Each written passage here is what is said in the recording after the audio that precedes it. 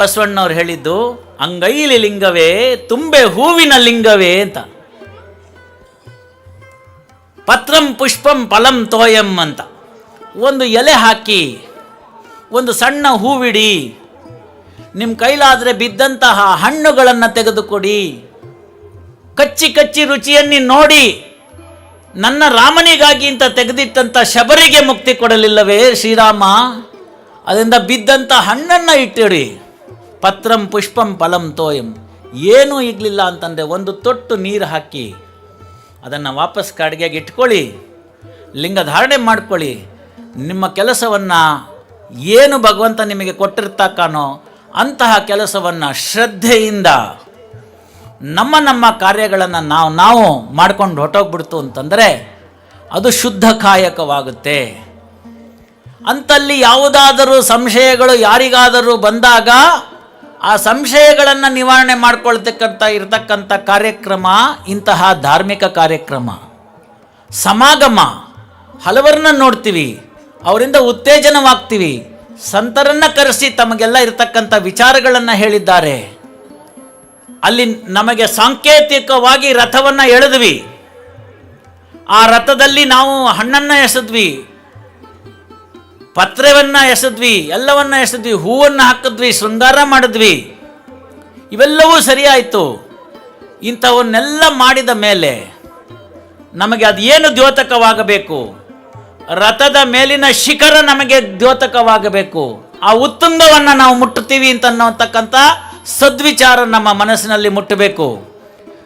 ಧಾರ್ಮಿಕವಾಗಿ, ಆಧ್ಯಾತ್ಮಿಕವಾಗಿ ನಾವು ನಮ್ಮನ್ನು ಉನ್ನತೀಕರಿಸಿಕೊಳ್ತಕ್ಕಂಥ ದೃಷ್ಟಿಯಿಂದ ಆ ಒಂದು ರಥದ ಕಲಶ ನಮಗೆ ಕಾಣಬರಬೇಕು. ಅದು ನಮಗೆ ಕಾಣ್ತಕ್ಕಂಥ ರಥ. ಕಣ್ಣೆದರಿಗೆ ಕಾಣದಿರ್ತಕ್ಕಂಥ ರಥ ಏನಿದೆ ಅದು ಅಧ್ಯಾತ್ಮ ರಥ. ಉಳ್ಳವರು ಶಿವಾಲಯವ ಮಾಡುವರು, ನಾನೇನ ಮಾಡಲಿ ಬಡವನಯ್ಯ, ಎನ್ನ ಕಾಲೇ ಕಂಬ ದೇಹವೇ ದೇಗುಲ, ಶಿರವೇ ಹೊನ್ನ ಕಳಸವಯ್ಯ ಅಂದರು. ಅಲ್ಲಿ ನೋಡ್ರಿ ನೀವು ಇವತ್ತಿನ ದಿವಸ ಆ ಕಳಶಕ್ಕಿರ್ತಕ್ಕಂಥ ಏನು ಜಗಮಗ ಅಂತ ದೀಪ ಹಾಕಿ ನಿಲ್ಲಿಸಿದ್ದಾರೆ, ಅಂತಹ ಈ ಶಿರ ಏನಿದೆ ಇದು ಹೊನ್ನ ಕಳಸ ಅಂತ ಕರೆದ್ರು ಬಸವಣ್ಣವರು. ಯಾಕೆ ಹೊನ್ನ ಕಳಸ ಅಂತ ಕರೆದ್ರು ಅಂದರೆ, ಬರೇ ಜ್ಞಾನವಿದ್ದರೆ ಸಾಲದು, ವಿಶೇಷವಾಗಿರ್ತಕ್ಕಂಥ ವಿಜ್ಞಾನ ಇಲ್ಲಿ ಇದ್ದಾಗ ಈ ಎಲ್ಲ 200 ವ್ಯಾಟ್ಸಿನ ಲೈಟ್ಗಳು ಹೋಗ್ಬಿಟ್ರು. ಈ ಒಂದು ಹೊನ್ನ ಶಿರಸ ಅಂತ ಇರ್ತಕ್ಕಂಥ ಹೊನ್ನ ಕಳಸ ಅಂತ ಏನು ಶಿರ ಇದೆ, ಇದರಿಂದ ಸ್ವಯಂ ಪ್ರಭೆಗಳಾಗಿ ಪ್ರತಿಯೊಬ್ಬ ಶರಣೆಯರು ಬೆಳಗಬೋತವು ಅಂತ ಅನ್ನೋದನ್ನು ತೋರಿಸೋದಕ್ಕೆ ಹೇಳಿದ್ರು.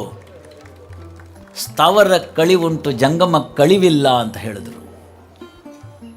ಯಾಕೆ ಇದನ್ನೆಲ್ಲ ಹೇಳಿದ್ರು ನಮಗೆ ಅವತ್ತಿನ ದಿನ ವಚನದಲ್ಲಿ ಅಂದರೆ, ಉತ್ತಮವಾಗಿರ್ತಕ್ಕಂತಹ ಸದ್ವಿಚಾರಗಳನ್ನು ಈ ನಾಡು ಪ್ರಪಂಚಕ್ಕೆಲ್ಲ ಹಂಚಿತ್ತು. ಆಗ ನಮಗೆ ಕಾಲಘಟ್ಟದಲ್ಲಿ ಆದಂತಹ ದಾಳಿಗಳಿಂದ ಸಂಸ್ಕೃತ ನಶಿಸಿ ಹೋಯಿತು. ತಮಗೆಲ್ಲ ತಿಳಿದಿರಲಿ ಸ್ನೇಹಿತರೆ, ಯಾವ ದೇಶದಲ್ಲಿ ಸಂಸ್ಕೃತಿ ನಾಶ ಆಗುತ್ತೆ ಅಂತಂದರೆ ಆ ದೇಶ ಅಳೆದು ಹೋಗುತ್ತೆ. ಪರಕೀಯರಲ್ಲಿ ಸೇರಿಸ್ತಾರೆ, ಅವರ ಸಂಸ್ಕೃತಿಯನ್ನು ನೆನೆಡ್ತಾರೆ. ಈ ದೇಶದಲ್ಲಾಗಿದ್ದು ಅದೇ. ಸಂಸ್ಕೃತ ಹೋಯಿತು, ಸಂಸ್ಕೃತಿ ಹೋಯಿತು. ಸಂಸ್ಕೃತವಿದ್ದರೆ ಸಂಸ್ಕೃತಿ ಆಯಿತು. ಮನೆಗಳಲ್ಲಿ ತಾಯಂದರು ಸಂಜೆ ಆದರೆ ದೇವರ ದೀಪವನ್ನು ಇಟ್ಟು ಶರಣನಿಗೊಂದು ನಮಸ್ಕಾರ ಹಾಕಿ, ಬಸವಣ್ಣನಿಗೊಂದು ನಮಸ್ಕಾರ ಹಾಕಿ, ನೀವು ಇಷ್ಟಪಟ್ಟಂಥ ದೈವಕ್ಕೆ ಒಂದು ನಮಸ್ಕಾರವನ್ನು ಹಾಕಿ ವಿಭೂತಿ ಧಾರಣೆ ಮಾಡಿ, ಮಗಳೇ ಬಾ ನಾಳೆ ಶಾಲೆದೇನಿದೆ ಕೇಳೋಣ ಅಂತ ಹೇಳಿದಂಥ ಶರಣೆಯರ ಮನೆಯಲ್ಲಿ ಆ ಹುಡುಗಿ 6 ಗಂಟೆಗೆ ನಮ್ಮಮ್ಮ ಕಾಯ್ತಿರ್ತಾಳೆ ಅಂತ ವಾಪಸ್ ಬರಲ್ವಾ? ಆ ತಾಯಂದ್ರೆ ಇವತ್ತು ಕಾಣ್ತಿಲ್ವೇ ನನಗೆ? 6 ಗಂಟೆಯಿಂದ ಬೇರೆ ಬೇರೆ ಸೀರಿಯಲ್ಲು, ಮನೆಯೊಂದು 3 ಬಾಗಿಲು, ಹೀಗೆ ಏನೇನೋ ಬರುತ್ತೆ. ಯಾವ ಸೀರಿಯಲ್ಲಾರು ನೋಡಿ ನೀವು ಒಳ್ಳೆ ವಿಚಾರಗಳನ್ನ ತಿಳಿಸ್ಕೊಡ್ತಾರಾ? ಇಲ್ಲ. ಅಜ್ಜ ಅವರೊಂದು ಮಾತಂದರು, ಲವ್ ಅಟ್ ಫಸ್ಟ್ ಸೈಟ್ ಅಂತ. ಅದಕ್ಕೆ ಕಾರಣ ಇಷ್ಟ ಆಯಿತು. ಯಾರಿಗೆ ಕೂಡ ಮನಸ್ಸಿನಲ್ಲಿ ತನಗೆ ಇಷ್ಟವಾದದ್ದನ್ನು ನಿಜ ಜೀವನದಲ್ಲಿ ಸಾಧಿಸಿಕೊಳ್ಳಲು ಆಗುವುದಿಲ್ಲವೋ ಅವರೆಲ್ಲರೂ ಕೂಡ ಅದನ್ನು ಕಲ್ಪನಾ ಲೋಕದಲ್ಲಿ ವಿಹರಿಸಿ ಅದನ್ನು ಪಡ್ಕೋತಾರೆ ಅನ್ನೋದು ಸೈಕಾಲಜಿ. ಮನಃಶಾಸ್ತ್ರಜ್ಞರು ಹೇಳ್ತಕ್ಕಂಥದ್ದು. ನಿಮಗೆ ಏನೇನು ಹೊರಗಡೆ ಪ್ರಪಂಚದಲ್ಲಿ ಸಿಗಲಿಲ್ಲವೋ ಅದನ್ನು ಸ್ವಲ್ಪ ಕಾಲ ಕಾಲ್ಪನಿಕವಾಗಿ ಧಾರಾವಾಹಿಗಳನ್ನು ಮುಖಾಂತರ ತೋರಿಸಿ ನಿಮ್ಮನ್ನು ಹಾಳು ಮಾಡ್ತಕ್ಕಂಥ ಮಾರ್ಗವೇ ದೂರದರ್ಶನದ ಪೆಟ್ಟಿಗೆ. ಈಗ ಅದು ಹೋಯಿತು, ಬಿಗ್ ಟಿ ವಿಯಿಂದ ಸ್ಮಾಲ್ ಟಿ ವಿಗೆ ಬಂದುಬಿಟ್ಟಿದ್ದೀವಿ. ಮನೆ ಒಂದೇ, ರೂಮ್ಗಳು 3, ಇರೋದು ತಂದೆ ತಾಯಿ ಮಗ ಮಗಳು, ಕೆಲವು ಕಡೆ ಒಂದೇ, ಅದಕ್ಕೆ 3 ರೂಮು. ರೈಟ್ ಟು ಪ್ರೈವೇಸಿ, ನನಗೆ ಪ್ರೈವೇಸಿ ಬೇಕು ಅಂತ ಮಗ ಮನೆಗೆ ಹೋಗಿ ಒಳಗಡೆ ಬಾಗಿಲಾಕೊಂಡ್ಬಿಟ್ರೆ ತಂದೆ ತಾಯಿ ಬಾಗಿಲನ್ನು ತೆರೆದು ಸೇವೆಯನ್ನು ಕೊಡೋ ಹರಿಯೇ ಅಂತ ಕೇಳಬೇಕು. ಒಟ್ಟು ಕೂತು ಉಣ್ಣೋಂಗಿಲ್ಲ, ಒಟ್ಟು ಕೂತು ಚರ್ಚೆ ಮಾಡೋಂಗಿಲ್ಲ. ರೊಟ್ಟಿ ಮಾಡಿದ್ದೀನಿ ಬಾರೋ ಅಂತಾನೆ, ನಿನ್ನ ರೊಟ್ಟಿ ನೀನೇ ತಿನ್ಕೋ ಅಂತ ಮೆಸೇಜ್ ಆಗ್ತಾನೆ. ಮತ್ತೇನೋ ಮಾಡ್ತೇವೆ ಹೊಟ್ಟೆ ಹಸಲ್ವೇನೋ ಅಂದರೆ ಸ್ವಿಗ್ಗಿನಾಗಿ ಪಿಜ್ಜಾ ಆರ್ಡ್ರ್ ಮಾಡಿದ್ದೀನಪ್ಪ ಅಂತಾನೆ. ತಪ್ಪಂತ ನಾನು ಹೇಳಲ್ಲ, ನಾಲ್ಗೆ ಬೇರೆ ಬೇರೆ ರುಚಿ ಕೇಳುತ್ತೆ. ಯಾವತ್ತೋ ಒಂದು ದಿವಸ ಕರ್ಕೊಂಡೋಗಿ ಏನೋ ಒಂಚೂರು ತಿನ್ನು ಸರಿ, ಅದು ತೊಂದರೆ ಇಲ್ಲ, ಅದು ಮಕ್ಕಳ ಮೇಲಿನ ಪ್ರೀತಿ. ದಿನಾಗಿಂದ ಅದೇ ಆಗಿಬಿಟ್ರೆ ಅದು ನಮ್ಮ ಸಂಸ್ಕೃತಿಗೆ ಒಗ್ಗಿದಂಥ ಆಹಾರ ಅಲ್ಲ. ಅದಕ್ಕಾಗಿ 15 ನಿಮಿಷ ಕೂಡಬೇಕಾಗುತ್ತೆ.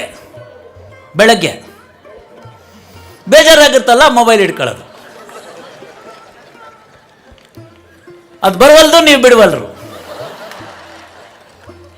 ಇದು ನಮಗೆ ಬೇಕಾಗಿತ್ತ? ಕೇವಲ 20 ವರ್ಷದ ಹಿಂದೆ ಇದಿರಲಿಲ್ಲ.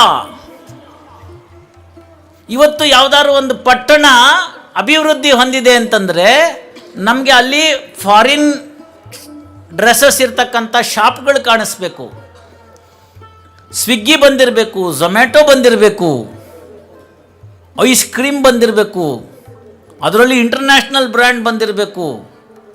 ಆವಾಗ ಆ ಪಟ್ಟಣ ಉದ್ಧಾರ ಆಯಿತು ಅಂತ ಇಲ್ಲಿರ್ತಕ್ಕಂಥವ್ರೆಲ್ಲ ಹೇಳಿ 25ನೇ ವರ್ಷಕ್ಕೆ ಅಜ್ಜನ ಜಾತ್ರೆಗೆ ಬಂದವ್ರು ತುಂಬ ಮಸ್ತ್ ಮಂದಿ ಇದ್ದೀರಿ, ಕೈ ಎತ್ತಿರಿ. 25 ವರ್ಷದ ಒಳಗಡೆ ಇದು ಯಾವ್ದಾರು ಇತ್ತೇನೆ ಇರಲಿ? ಯಾವುದೂ ಇದ್ದಿರಲಿಲ್ಲ. ಮಂದಿ ರಾಯಚೂರಿಂದ ಬರೋರು, ಯಾಕೆಂದರೆ ಕೊಪ್ಪಳ ರಾಯಚೂರಿಗೆ ಸೇರಿತ್ತು. ಈಗ 25 ವರ್ಷ ಆಯಿತು ಜಿಲ್ಲೆ ಆಗಿ. ಯಾವನ್ನಾರು ಫಾರಿನ್ಗೆ ಹೋದವನು 25 ವರ್ಷದ ನಂತರ ಬಂದರೆ ಮನೆಯಲ್ಲಿಂದ ಹುಡುಕ್ಬೇಕು, ಕೊಪ್ಪಳದಲ್ಲಿ ಮನೆ ಕಾಣೋಂಗಿಲ್ಲ ಅವನಿಗೆ. ಇವೆಲ್ಲ ಹಂಗಾಗ್ಬಿಟ್ಟವಲ್ಲ. ಇದೆಲ್ಲ ಸಂಸ್ಕೃತಿ ನಾಶಕ್ಕೆ ಕಾರಣ ಆಯಿತು. ಸ್ನೇಹಿತರೆ, ತಮಾಷೆ ಆಯಿತು, ಚಪ್ಪಾಳೆ ತಟ್ಟಿದ್ವಿ. ನಿಮಗೊಂದು ಮನಸ್ಸಿನಲ್ಲಿ ನೆನಪಿರಲಿ, ನಮ್ಮ ದೇಶ ಇಷ್ಟೆಲ್ಲ ಆದರೂ ಕೂಡ ಈ ಭಾರತಾಂಬೆ ಬಂಜೆ ಅಲ್ಲ. ಗುರುಗಳು ಹೇಳಿದ್ರು, ಲಾಲ್ ಬಹದ್ದೂರ್ ಶಾಸ್ತ್ರಿ ಇದ್ದಂಥ ರಾಷ್ಟ್ರ ಅಂತ. ಅಂಥ ರಾಷ್ಟ್ರದಲ್ಲಿ ಮತ್ತೊಬ್ಬ ಶಾಸ್ತ್ರಿಗಳು ಸಿಗ್ತಾರ ಅಂತಂದರೆ ತೆರೆಮರೆ ಕಾಯಿನಲ್ಲಿ ಇದ್ದಂಥ ಕಾಂತ ಸಿಕ್ಕಿದ್ರು ಅಲ್ಲಿಗೆ DNA ಎಲ್ಲೂ ಸತ್ತಿಲ್ಲ ಅಂತಾಯಿತು. ಪುಣ್ಯಾತ್ಮರೊಬ್ಬರು ಕ್ಯಾನ್ಸರ್ನಲ್ಲಿ ಬಳತಕ್ಕಂಥ ರೋಗಿಗಳಿಗೆ ತಮ್ಮ ಕೂಡಿಟ್ಟ ಹಣದಿಂದ ಉತ್ತಮ ಕಾಯಕ ಅಂಥೇಳಿ 3 ಕೋಟಿ ರೂಪಾಯಿ ಕಟ್ಟಿ ಆಸ್ಪತ್ರೆ ತೆಗೆದು ಉಚಿತವಾಗಿ ಸೇವೆ ಮಾಡ್ತಾ ಇದ್ದಾರೆ ಅಂತಂದರೆ ಅದು ಕಾಯಕವಲ್ಲವೇ? ಅದು ಬಸವಣ್ಣನಿಗೆ ಒಪ್ಪಲ್ವೇ? ಅದು ನಮ್ಮ ಶಿವನಿಗೆ ಅಪ್ಪಲ್ವೇ? ನನ್ನ ಕೈಲೇನು ಸಾಧ್ಯ ಸರ್?